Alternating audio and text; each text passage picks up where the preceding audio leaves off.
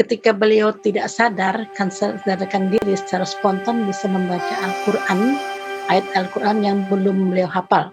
Nah, bagaimana cara kerja otak ini berperan? Nah, yang pertama itu terkait dengan seorang ustadz yang tiba-tiba mampu untuk memberikan hafalan. Sebenarnya tidak saja ustadz ya, tapi juga mungkin penghafal Al-Quran seperti hafiz Al-Quran itu kan proses yang terjadi dari pikiran bawah sadarnya menjembatani pikiran sadar. Nah, pikiran bawah sadar kita itu bekerja 80% fungsinya.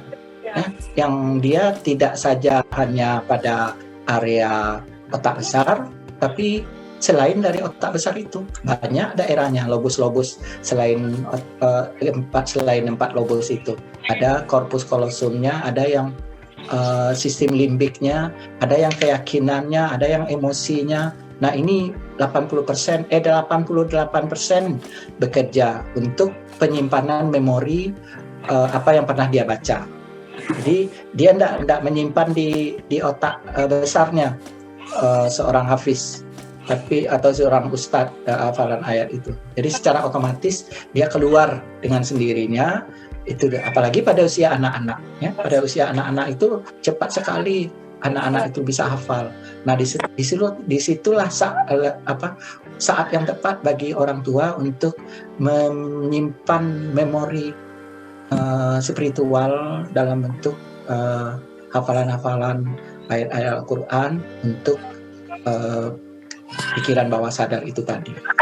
Area pikiran bawah sadar yang 82% itu. 88% itu. Nah, jadi saya pikir seorang hafiz dia akan mampu untuk mengucapkan atau mengingat itu karena memang tersimpan dalam long time memory. Kemudian juga apabila terjadi kecelakaan, ini perlu penelitian, ya, apakah terjadi gangguan atau tidak. Kalau terjadi gangguan bisa jadi akan hilang, tapi dia akan kembali lagi. Tentu saja itu di luar dari hal yang rasional yang bisa kita ucapkan. Tapi selain itu, otak tengah juga berfungsi.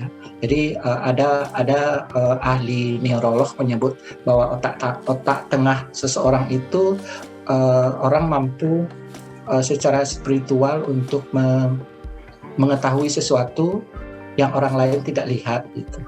Jadi orang-orang buta, ya, secara lobus penglihatannya kan tidak bekerja dengan baik, tapi dia mampu untuk melihat ada hal-hal tertentu yang menurut dia dapat dia lihat melalui otak tengahnya itu.